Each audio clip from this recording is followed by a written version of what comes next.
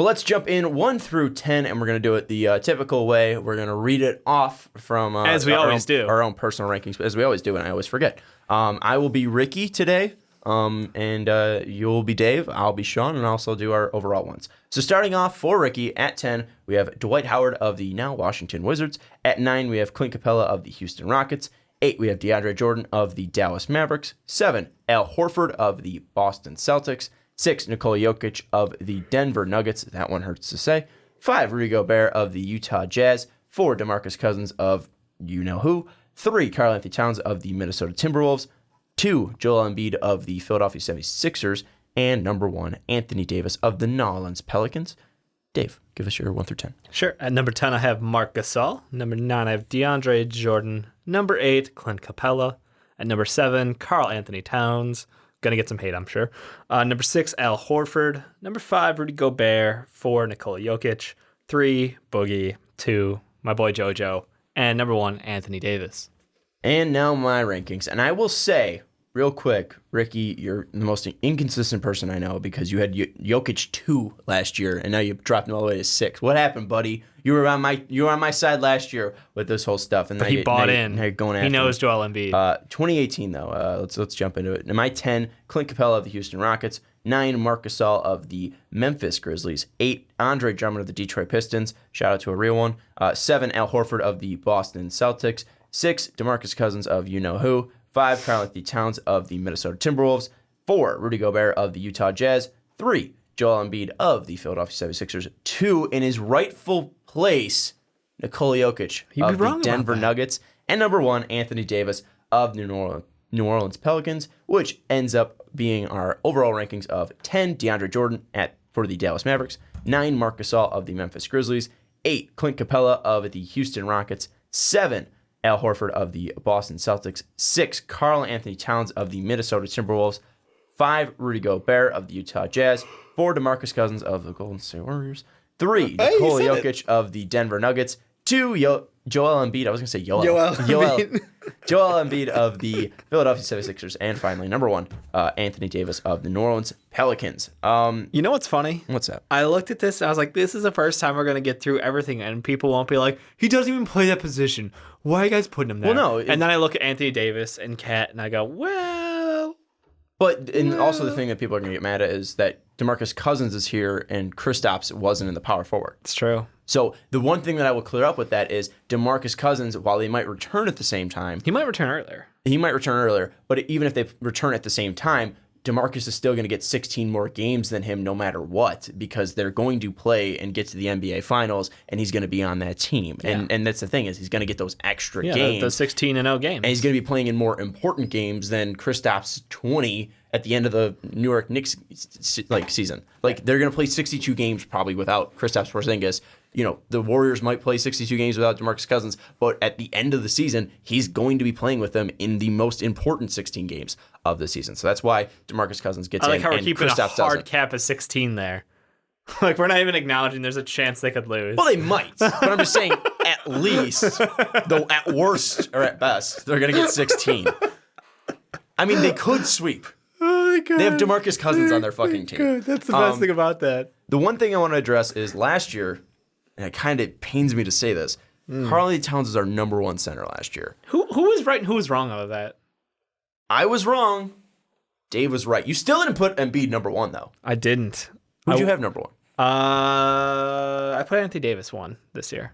No, but last year. Oh, last year? Because Anthony Davis wasn't a power forward. Last year I did. I have to look it up. Boogie. Yeah. He was. He was the best center in the league.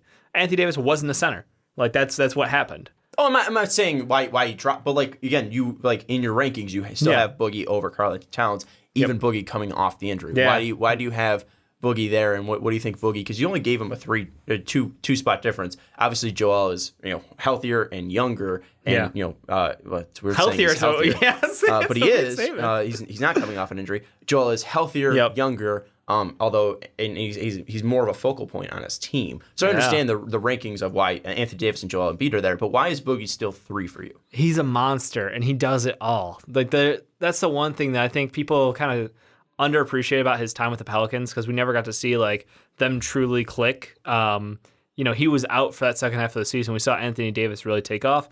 But Boogie's contributions in the first half, when they were without guys like Rondo for large portions, he was playing with an even shorter team, and he was doing everything. He was being a volume shooter from three.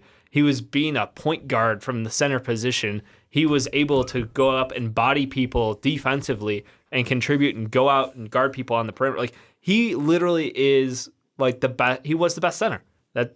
He was so good. The problem is that in those high usage, you see more things exposed about him, which, yes, he does have a turnover problem. When you're asking him to dribble the ball as a point guard, you're gonna have that problem. How is his injury and then also his deficiencies in that usage going to either be helped or hurt by Golden State? I think one of the coolest things about him going to Golden State is the fact that I think this year Steve Kerr is going to let them do more of what they did against the Suns, which is let the players coach a little. Mm-hmm. I think he's going to be more hands-off. He wants to keep them engaged. Like, that's the biggest thing. After he kind of talked a little bit about this when he was on the Bulls, and the getting stagnant after winning and winning. That culture is great, but you do get bored during the regular season, and we saw it last year.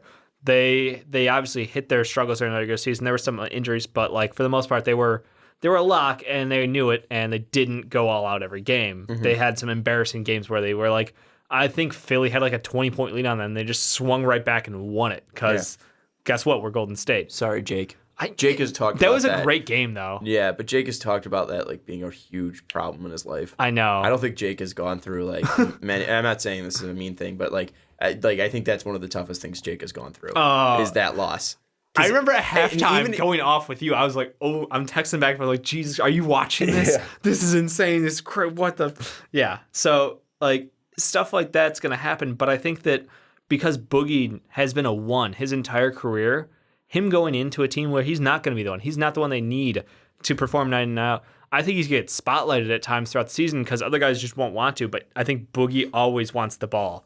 I think that's the one cool thing about him. His personality, he wants to dominate, and he wants to talk shit to people on the team and back it up. So I think he's going to get looks. He won't be the focal point, but he's going to get his. I think one of the things that's going to help him is something that you mentioned is that, teams get kind of sick of winning. Yeah. He hasn't had that taste.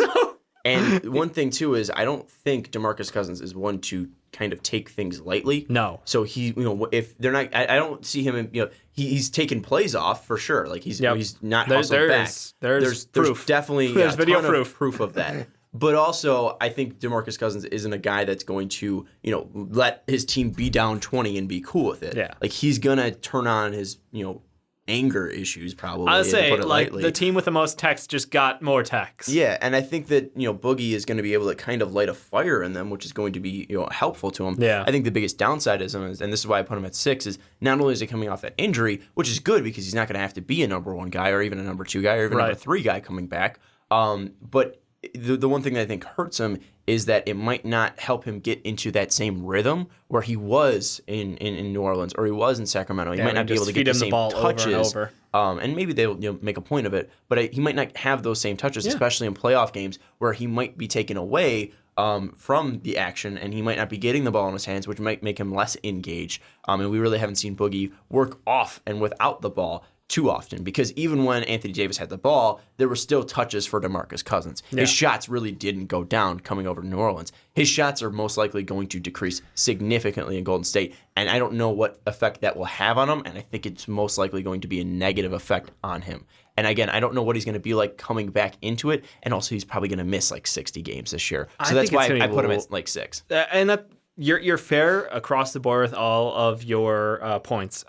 Talent-wise, and when he's healthy, he's top 2. I think he's probably better than Joel when he's healthy. Yeah, I won't argue. But he's coming off an injury, so I'd probably put Jokic and Embiid. He looks like he's working out well, but Embiid getting a healthy offseason is huge. I think that's going to be massive again. But watching Boogie drop, 6 threes a game last year at 35%, being, one of 2 guys from the outside who could stroke it, imagine him on a team when he gets a post up in the corner like Ryan Anderson style with nobody covering him, just dropping threes in from the corner.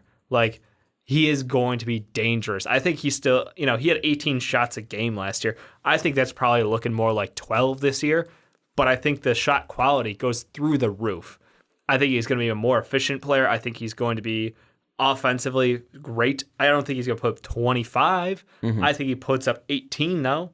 which is going to be just fine. I think he'll be just fine with, like 18 and 9 or something. Is there enough ball for him to score 18 though? I don't know. Because I mean, like they'll find a way. What Steph still got to score like 25. KD still got to put up like 25. Clay squeezed out his 20 last year, in the worst possible way. Is Draymond going to become like a 9-4-4 guy? He was last year. No, not 9-4. He was like 9-7-7, wasn't he? Or 10-7-7. Yeah. So yeah. Is he just going to get more assists and rebounds than points? Dre's just not going to score. He's going to go a whole game without shooting just to prove a point. Has he done that before? Someone else sounds like in his. I forgot who it was. Someone else did that in a game. They refused to take a shot just to be an asshole to the coach, and they got benched in like the 4th. Okay, that doesn't sound like a Draymond. He's an asshole, but I think he's not disrespectful to his coaches. God no. But no, I agree. We'll have to see how the volume change and the role change affects him. But I think that the wonderful thing about this Warriors team is there's room for everybody, kind of thing. Like everybody's gonna get their points. I don't think Clay's gonna be a 20-point scorer again this season. He really. I don't want to say cheesed out his last points, but he really did. Well, and Steph was also hurt. It benefited from Steph not being out there. Yeah. So. The other guy we got to talk about is Karl Anthony Towns because we kind of try to tie we crowned his ass Boogie and Karl Anthony Towns together. We did crown Karl Anthony Towns' ass. I still had him at 5. He ends up at 6. You had him the lowest at 7. Yep. Why the fall from grace for Karl Anthony Towns? Recency bias is a bitch. I watched you look terrible in the playoffs. When your team needed you most, where were you? Yeah. And that's honestly, it's as simple as that. Like I get it. Your whole world changed when Jimmy Butler arrived. It's the Fire Nation attacked pretty much. Like you don't know what happened. Your offensive system went to shit. Jeff Teague, might not be your dream point guard, but these are the guys you have to work with. And when I see you not giving a shit on defense, it really hurts. And when that starts to affect the rest of the team, the rest of the game around you, it's just that's not what you want out of a guy who is your star of your franchise in Karl Anthony Towns. Yeah. And when he has that kind of an attitude, and when you hear comments coming from Jimmy Butler, and I know, no, you're right. There's some stuff about that, but like just the quick and dirty is, I'm out here giving it my all, and these guys are playing video games and not practicing hard enough. Like these are not the things you want to hear about your franchise player, and I can't put him back up to where I thought he would be. I expected. We watched him have one of the best shooting years for a big man in history, basically, at volume, and we watched him be heroic late in games. Yes, they didn't win them all, but he brought them back in. He kept it competitive, and I thought he'd take that next step, and instead what we saw was diminished role and, honestly, an attitude issue out of him to the point where I'm like, how much do you actually care right now? Because you can't even get angry about this, visibly angry, when your team is just getting rolled and you can't contribute at a level where you should be out there. And the thing too is, and you talk about his historic performance. Literally, this was a historic performance from what Karl Anthony Towns did. You look at his year; he shot 50% from the field. It was actually 54% from the field, 42% from 3, and 85% from the line. With 1,000 shots attempted in a game, there's 14 seasons like that. Larry Bird has 2 of them. Steph has 1 of them. Kiki Vandeweghe has 1 of them. Kevin Durant has 1 of them. Dirk has 1 of them. Reggie Miller has 1 of them. Jeff Hornacek has 2 of them. Yeah. Steve Nash has 1 of them. Yao Ming has 1 of them. Reggie has 2 of them. And Mark Price has 1 of them. Karl Anthony Towns is also in there. And also, pretty good company. Yeah, it's extremely good company. And you also look at, like when it's sorted by win shares, he is 6th all time. Kevin Durant 2012-2013 is above him. Steph 2015-2016 is above him. Dirk 2006-2007 is in front of him. Larry in 84, 85, and 87, 88 are in front of him. Outside of that, he's 6th. And also, Steve Nash's 2 MVP performances are behind him in 2006, 2007, and 2005, 2006. He was incredible last year. But just because you can stat pad, this is kind of like the Devin Booker thing. He was incredibly efficient. He put up points. But you were on a team that was one of the most highest scoring teams that didn't play defense. And while you have a great amount of efficiency, how much does it matter when you're not really helping your team win games? You're an incredible talent, and although I typically disagree with Jimmy Butler, I think Jimmy Butler is a problem in his own right, it doesn't make his frustration invalid with Karl Anthony Towns and Andrew Wiggins. Yeah. And I think that there's definitely truth to his frustrations, and I think that Karl Anthony Towns, again, he needs to mature. And I also think he needs to get away from Tom Thibodeau. And I don't think it's really something that I just don't think it's the right marriage. Yeah. And I think we've seen 2 years of it, and I don't think it's something that's going to work out. And I think he needs to be in a system, and he needs to be with a coach that he really meshes with to really become that next level player where he is a guy that can be a top of this ranking at number 1, and we can, not be, coming back the next year later and being like, we crowned his asses. Because I think his potential is to be better than Joel Embiid. Because yes, Joe on the other side defensively is a monster. Is 100 times better than Karl Anthony Towns.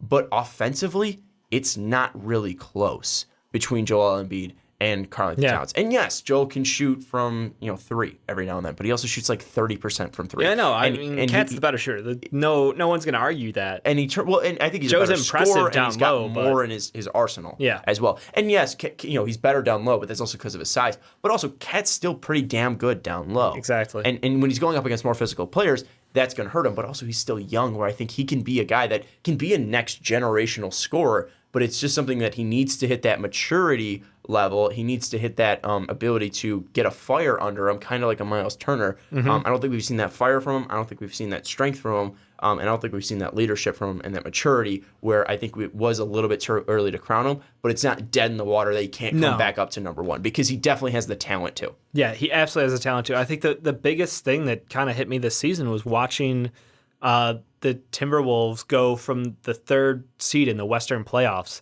where they looked legit early in the season, to Jimmy Butler's injury, and then just a complete lack of ability to win games. Like, I'm sorry, you take away their best player, but like I've been hearing for the last 2 years that Cat's the guy. Jimmy's good, but Cat's the guy. Well, what happened? Your team basically needed a hurt Jimmy Butler to come back from injury early to drag you back into the playoff picture. So I think that was the biggest lapse.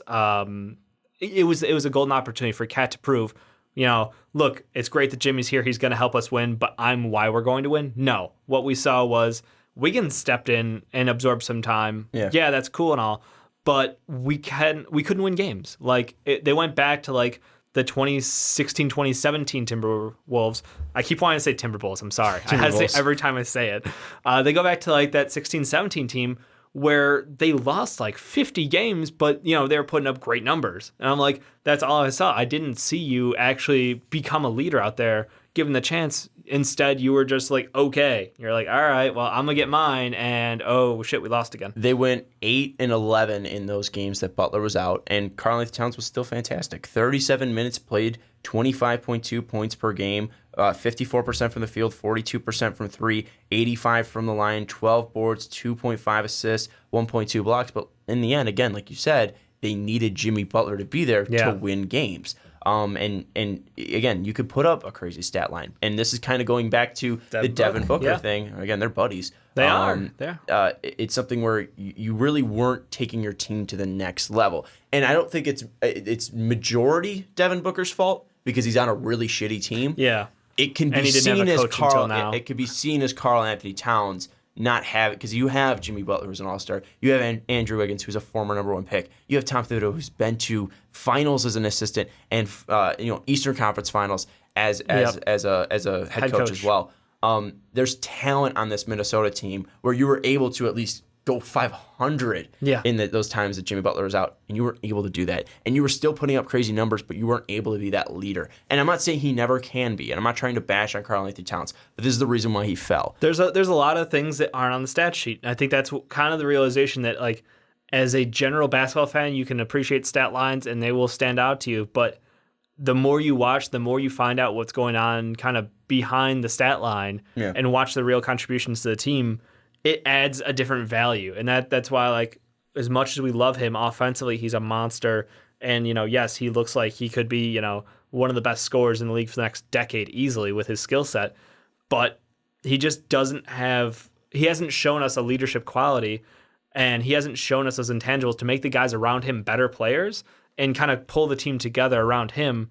All we've seen is him being able to succeed for him. And this might hurt Minnesota Timberwolves fans, but I think the only way we will see that, and I think I honestly think that Karl Anthony Towns could be an Anthony Davis-like player, where if you are going to build a team around a 5, Karl Anthony Towns is probably my number 2 pick behind Anthony Davis because of his ability to score and dominate a game. But I think the only way we see it is if he's in an Anthony Davis-like scenario where he has players that really complement him and not other stars. Yeah. And I think that either means he needs to leave Minnesota or Jimmy Butler, Tom Thibodeau, and Andrew Wiggins need to leave Minnesota. He needs to be isolated from this situation.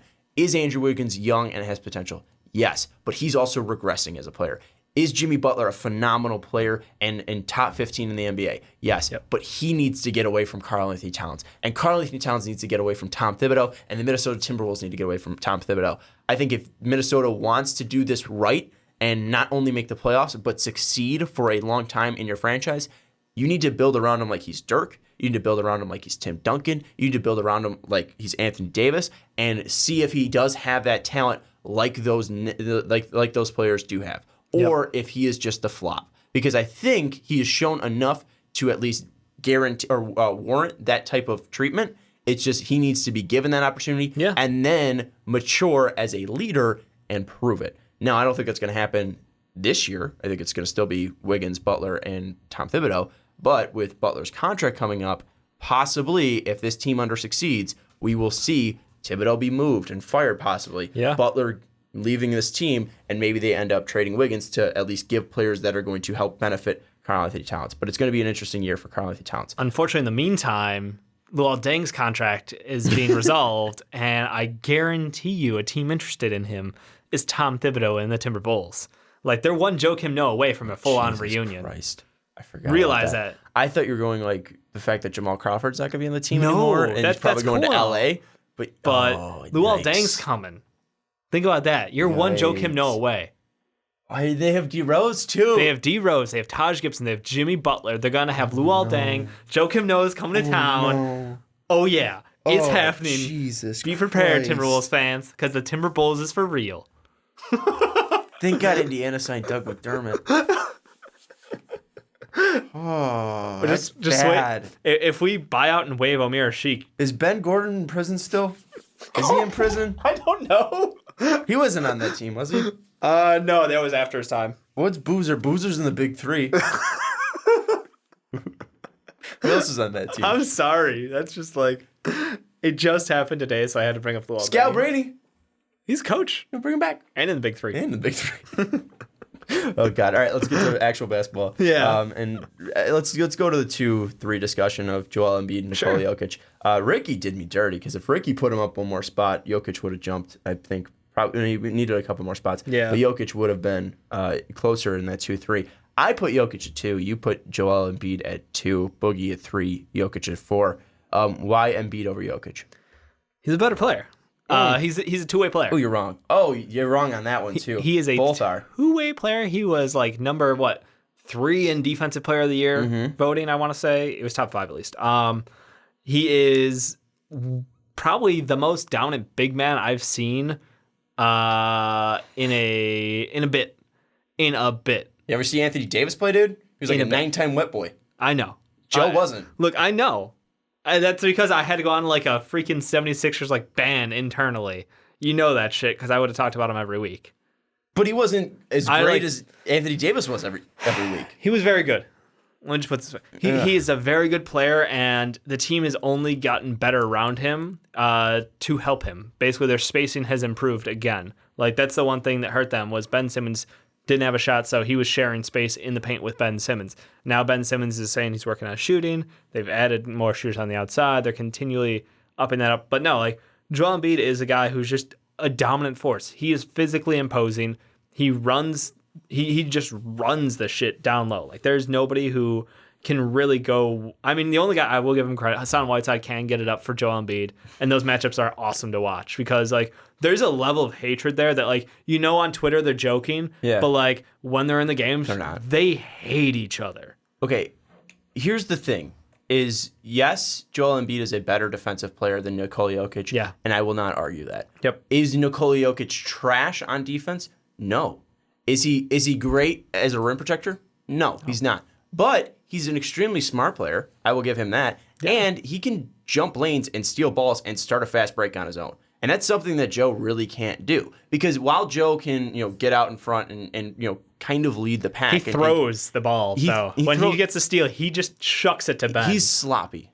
Let's put it that way. He's a physical, he's more brute.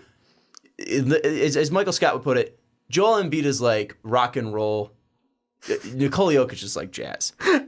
It's something of art. And Jokic can jump passing lanes. He's an extremely smart basketball player. Yep. And I see him kind of developing into, and this isn't because they're both foreign or all three are foreign, I could see him turning into a Marc Gasol and Paul Gasol type defender, maybe not to their levels because all the Gasol brothers were fantastic defenders. Yep. Mark was even Defensive Player of the Year. I don't think Jokic is to that level, but I think he can get to a point where if he's on a better team and the Denver Nuggets become a better defensive team because they were absolutely garbage last year. In what world are they getting better? No, I'm saying they added Isaiah Thomas. Saying if they are able to get better at some point, I think Jokic will be able to at least show that he is a good defender because it's tough to be a good defender on a bad team. And I think that Jokic, again, has shown enough, at least to me, creating turnovers on the defensive end. Now, is he a good rim protector? No. Is he Joel Embiid a better defender? Yes. But I feel comfortable Jokic defending centers. I don't think he's going to be as bad as Karl Anthony Towns, where he's getting out of the way when guys are attacking him. He's not not aggressive. He's just not majorly strong. But if whatever Joel Embiid has plus side over Jokic on the defensive level, offensively, Jokic has that on Embiid. And let me show you this. Remember when I said that Karl Anthony Towns was the 14th player to have a season of 50% from the field, 40% from three, and 85% from the line? Yep. Jokic was 49.9% from the field, 39.6% from three, and 85% from the line. So just not good enough. Barely. Just not good enough is what I'm hearing. Literally, boys. if he hit one, not good enough. If he hit one more three, he would have been there. And that would have put him over the line, and he would have had 18 points on 10.7 boards, on 6.1 assists, on 2.8 turnovers, shooting 50% from the field, 40% from three, and 85% from the line. You said earlier, instinctively, if you're able to shoot from the line as a big, you have massive push. Yeah. Jokic is fantastic shooting from the line. He is an efficient three-point shooter. You look at what Joel has done as a three-point shooter. He has technically regressed. He went from the same amount of attempts last year to this year and gotten worse because teams have kind of been able to step out on him. And he's not a great shot taker. Yeah. Jokic is a smart basketball player who's going to take open threes and knock them down. And even then, he can create space for himself with his ability to pass. That's something that his shot is always going to be there because teams need to play off of him if and when he starts driving to dish out to the guys to shoot on the outside. His offensive game is only going to get better. He's the only big man who can possibly drop 20 assists in a game. His offensive prowess is... Did you just say drop 20 assists a game? No, 20 assists in a game. Yeah. Who? In a game. Yeah. I'm sorry. The list of people who've dropped 20 assists in a game... It's pretty long. Really? 30 is like 31's the record. Give me the last 5 years. Like how many people have done it? I don't know. Hold on. Because I feel like he had 17. I know he had a game close. I know Rondo had one right there too. Rondo had one. I think that was the last one. But that was like he's gotten close. Like he's gotten 17 assists in a game. Like as a center, I know. That's fucking stupid, Dave. But their team per possession is insane. Like you do realize that team just offense. They're gonna put up. The catalyst didn't I is say they're gonna put Jokic. up like 140 this year? All offense. The reason why they're all offense is because they have a center who can drop 20 assists. His passing is stupid. His shooting ability is stupid. He is going to drop 20. He's surrounded by amazing shooters. And that's his fault? No, I'm saying to his credit, he can get the ball to those shooters because he's a phenomenal passer. Those assist numbers are helped by the fact that he is surrounded by some of the best young shooters in the league. That offense is meant to be up pace, so that way the more possessions, the better it looks. But you can't tailor an offense to the skill sets of your best player. I'm not saying you can't. I'm just saying player. that you have to understand the context of that. It's like saying it's looking at the old NBA numbers where the pace is so high that it makes the numbers look inflated. Real quick, Rondo, December 27th, 2017, dropped 25. Yeah, I mean, I remember that game. That was we all thought he was going to break the record. Yeah. But no, my thing is like again, they tailored that offense to him. Is he on the best offense on a high-paced system? Yes. But he is the reason why it's there. But he's the reason that is able to happen. Because if you don't have Jokic, then that offense gets worse. That pace slows down because you don't have 5 guys running up the floor that can all pass the ball to each other. Yeah. Like, Jokic is the catalyst of this offense. He's going to put up 20 points this year per game. He's going to grab probably 11 boards per game. And he's probably going to get to 7 assists per game and do it all efficiently. Like, I get it that Joel Embiid was close to winning, Defensive Player of the Year. Okay, there's no Offensive Player of the Year. That's just MVP. And I don't think I think Jokic possibly could finish higher in the MVP voting this year than Joel Embiid was. Because there's a chance. Because Ben Simmons arguably is better more important to the 76ers than Embiid I'll is. just say he's the better player. I'll outright say it. Well, so he's not even the best player on his team. I know, Jokic is. but he's able to do this. He's able to put up over 29. He's able to grab 11 boards. He's able to dish out 3+ assists. Not bad. I know it's not 7, but 3 assists. He's also passing to JJ Redick, who I will give credit to all of those assists. To be fair, JJ is the only shooter. Name another shooter out there. Rocco? He is streaky as all get out. But Rocco. Hey, it's streaky. I'm just saying, like, look at what Denver has as far as shooters, and then tell me, But also, Joe is doing that on 3 more attempts per game. And doing it less efficiently than Jokic is. Yes. So Jokic is more efficient he's getting on his less differently. attempts, but also he's doing it in, like, he's also dishing out 3 times the assist, or 2 times the assist. I think Jokic being the focal point of his team versus Ben Simmons being the focal point of the Sixers is the difference maker for me.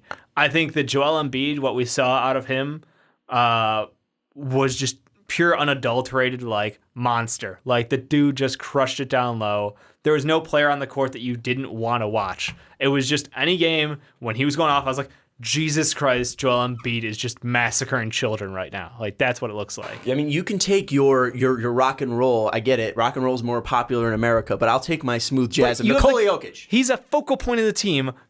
Joel Embiid isn't. If you built a team around Joel Embiid, I'm just saying, it would look probably a lot like the Dwight Howard days of... That team didn't win an NBA final. They were close. Yeah, but I think Jokic... I'm not saying now. Wait. I'm not saying now. You think giving up 130, they're going to win an NBA final? Because I'm not sorry. now. I'm sorry. That team's still extremely young. Yeah. Jokic is like 22. Jamal Murray's Embiid like is 12. 23. They're both young kids. They're both extremely talented. The difference for me is just Joel Embiid is a two-way player. He can get it done on both ends. I'm saying, and he is one of the best in the world. Okay, but also defensively, Jokic is one of the best in the world offensively. Let's look at Philadelphia's team. They have much better defenders. They were the best defensive starting lineup in the NBA. I mean, they have one of the best. It's easy. It's easier to be a better defender on a better you have the thing is okay. Jokic is on a better offensive team. Yes. He's a better offensive player. Yep. So obviously those parts are going to be accentuated. Yep. Joel Embiid is a better defensive player on a better defensive team. Yep. So those parts are going to be accentuated. I just think it's tough to differ because, yes, Embiid is good offensively, but also it helps having one of the best distributors now in the NBA and having JJ Redick on the outside, where there is help offensively for the Philadelphia 76ers, but there's no help defensively at all for the Denver Nuggets. Maybe Paul Millsap, but Paul Millsap was even injured. Yeah. So, I think Jokic hasn't been able to show his defensive side where Embiid has been able to show his offensive side. Sorry, and he showed that by dropping 23 a game. Jokic has not been able to show his defensive side. On a minutes restriction, you have to remember that too for Joel Embiid. Points matter. So, why does the points matter?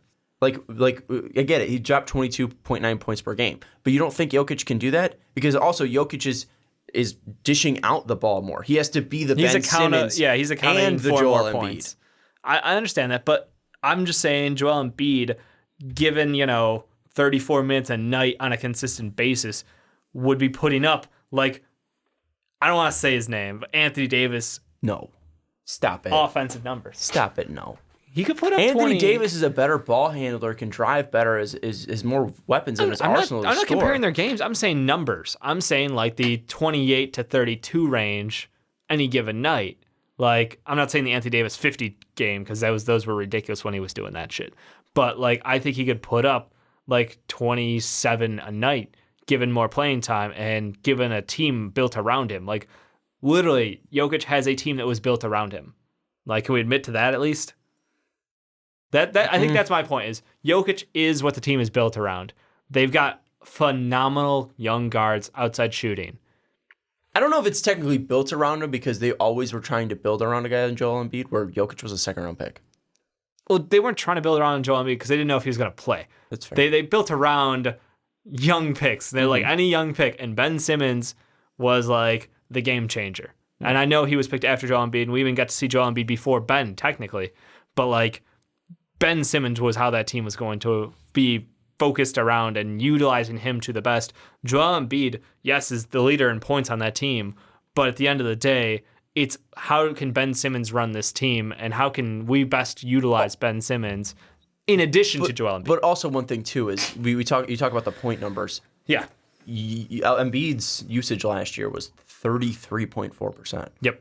Jokic's was 24. Yep. So I mean, if you see increased usage, those numbers, those points totals, those assists will go up for Jokic. And I think you also see if Embiid's usage went down, that's less shot attempts. That's less attempts for him to get into a rhythm. Because when Embiid's red hot, there's no stopping him because of that competitive edge that he has. I think we're kind of where Joel can separate himself is as a leader and as a competitor. But where Jokic kind of makes up for it is being a more complete ball handler and being more of a complete ball player, because he's not going to turn the ball over. And one thing that hurt the 76ers in the playoff last year was Embiid's inexperience. And I don't think that would show. I understand that Jokic hasn't been in the playoffs, but I don't think I was going to say, what's the difference between those two teams? But I don't think the experience, you throw Embiid in, the lack of experience showed. I think if you throw Jokic in the playoffs, that lack of experience really won't show, is my point, because of the players that they are. Interesting. Yeah. If you have Embiid over Jokic, I understand. I think at this point I just want to make the argument for my boy Nikola Jokic. It's not like I'm throwing dirt at him. I mean, I've got him 4. I mean, I could have him 3, but like I'm way high on Boogie because I think he's Boogie. You know. I get it. The point is, both these kids 22 and 23 basically. So we're gonna see them battle it out for the next, I hope, decade healthy, and I want to watch them too because I think either one of them. I'm not giving it. The race isn't over by no means. I think that these two guys are gonna be competing for their careers against each other at the top of this ranking. We go back to the start of the regular season. We had a segment, Cat versus Joel Embiid. I won that one, didn't I? Oh, you did. Just a little. You did. I will be saying it to my grave. But I will also be saying that race isn't over, and I think that we can add Nikola Jokic to that race. He might be, but so far one of these guys has gotten some wins in the playoffs. The other two, not so much. Getting there is part of the game. I think if we're getting there is part of the game, Sean. And one's in the East, one's in the weak East. Oh my God! I'm done. You Rickied it. All right, final thoughts. Rudy Gobert. You got your weak East in. Rudy Gobert, if he was better offensively, would probably be number 2. Yeah, he's a monster, and like the instant transition of that team going from good to great upon his return. That team probably isn't a playoff team without Rudy Gobert. And they were not only just a playoff team, they were like the 5th seed. Yeah. Incredible job from Rudy Gobert. Yep. Karl Anthony Towns we talked about. We didn't talk about Al Horford. Al Horford, mad great. Respect. He's fantastic. He is on the other side of 30, and yet he is doing everything that they need on that Celtics team. On a season where you lost, Gordon Hayward and Kyrie Irving for part of it, he was the guy who was like, yeah, I'm just hold down the fort, do my thing, and we're going to keep winning games. He's kind of like Mike Trout in some ways, where like he's not respected because he's not like flashy. Like Mike Trout's the best player in baseball, but he's not the biggest superstar. Yeah, where it's weird that like Bryce Harper gets more love than Trout does. Yeah, and Al Horford's a guy who isn't that flashy, but probably was the best player for the Celtics last year. Yeah. And but Tatum gets it, and Jaylen Brown's got potential, and Kyrie Irving, but Horford was healthy and held that team down and got him to the Eastern Conference Finals. He defended everybody. So shout out Al Horford. Clint Capela, I think he's overrated. He might be a product of the system. He might just be the new Deandre Jordan. I think that's all he is actually the new Deandre Jordan. But that's a pretty important thing. I think we've also devalued he was DeAndre like number Jordan 7 in the MVP rankings like halfway through the season. I also think we devalued the DeAndre Jordan role, because if this was 2 years ago, he'd probably be like top 3. Yeah. Because of how much we valued a player like him. That's true. But shout out Clint Capela. He's not bad. He was great. The playoffs. But the playoffs. Yeah, he's bad. Yeah. He was real bad. He was less than good. Shout out Marc Gasol at 9, even though he's old as shit. He's still a good basketball player. And If they make it to playoffs, it's probably going to be, on some of the shoulders of Mike Conley. Yeah. And they're going to need to, lead Jaren Jackson Jr., the future of the Memphis Grizzlies, to some bright lights. And I think he can be able to do that. Yep. And finally, Deandre Jordan. I think he's finally this high got your boy because of the team. You finally got him. You finally got him in Dallas. I think he's this high because of the team. If he wasn't on the Dallas Mavericks, he'd probably be below Drummond and Adams. Yeah. Yeah, you're not wrong. But now having Luka... He's got some good complementary pieces. I can't wait to see Dennis Smith Jr. and him just throw down left and right. That's a Lob City dunk. Like, it's just gonna be sweet. Luka running the fast break with Jordan on his right, Smith on his left. That's disgusting. It's gonna be fun. It's going in the net. Like, you just know it's going down hard. And it's gonna be Luka throwing down free throw line dunks. Yeah, it's just tomahawking it from the free throw line. Let us know your thoughts down in the comments below. I miss Ricky. So I Ricky, do too. Ricky, come back. Like we need the takes. Coaches next, right? Or are we on 6 man? No, we're on 6 man next. So that's where you'll see your TJ Warren, Sun fans. God, I was so pissed off. Seriously, just seeing all this TJ. Do you guys not listen? Do you even listen? Like people were like, "Oh, TJ Warren started a lot last year." I think he started like most of the games last year. They also added a lot more players. Ryan Anderson's there for, they spent like money on wings. They spent $15 million on Trevor Ariza. I don't think they're spending $15 million on TJ Warren's new contract extension. Josh Jackson's going to play because he's a rookie. You'll get your TJ Warren in the six man rankings. And I'm extremely high on TJ Warren, so don't worry. TJ Warren last year where was he? He was 9, and I had him at 6. So shout out to my boy TJ Warren. So we'll get to your 6 man. Maybe we'll be nice to Knicks fans and put Kristaps as a 6 man. I don't think so. No, probably not. And that's about it, right? Yeah. And then we'll get to coaches, and Scott Brooks will be last, and probably Quinn Snyder will be number 1. Yes, we got coaches, and then final team rankings and predictions. And then we get to playoff predictions. So what? September 21 will be. Yeah, that should line up pretty. On playoff predictions? I think so. When does the season start? We got like 4 weeks till the preseason, and the preseason like 2 weeks. Get ready, boys. It's going to be fun. And girls. I think we have I think 97% of our audience is men and 3% is girls. So shout out to the 3%. Shout out to the 97%. It's all one love. And those will be fantasy basketball coming back. Yes. Ricky just did his fantasy football live stream. And got to say, Ricky, love you. But Dave and I did it better. Yep. We were showing the draft. And we'll do it again. And we'll do a 20-man league. Maybe. What did we do last year? I don't remember. We had a number. I don't know. Some guy had 2 teams, and that was really annoying. That was a little cheesy. We will try to disallow that. So when we start our Ricky's gonna hate us because we're just rambling. 8-minute rant out. When you do join our fantasy basketball league, do we want to have separate teams this year, or do you want to just do the joint? I think MVP should only get 1. Okay. I want to keep it fair. That's fair. But yeah, we just keep an eye out for fantasy basketball because it will be fun, and we'll do it again. Tons of fun. DeMarcus Cousins carried us to first place until he got injured. So shout out Boogie. And finally, don't forget to check out patreon.com/mostofpodcast. Don't forget to rate us on iTunes if you like rants. Check out mostofpodcast.com so you don't miss any full podcasts or segments. Dave and I just did a Khalil Mack Bears reaction segment, which is probably going to be like it's pretty dope. 4 days ago when this is posted. Yeah. And then check out the shop and buy some MVP merch. Yeah. That's about it. I'll wear it next week. You wear it next week. I'll wear it next week. Oh, you will? How about I always wear it, so I always feel like it's on me. What if I wear yours and you wear mine? Ooh. Are you a medium guy or? I think I'm a medium. Oh, okay. I could rock that.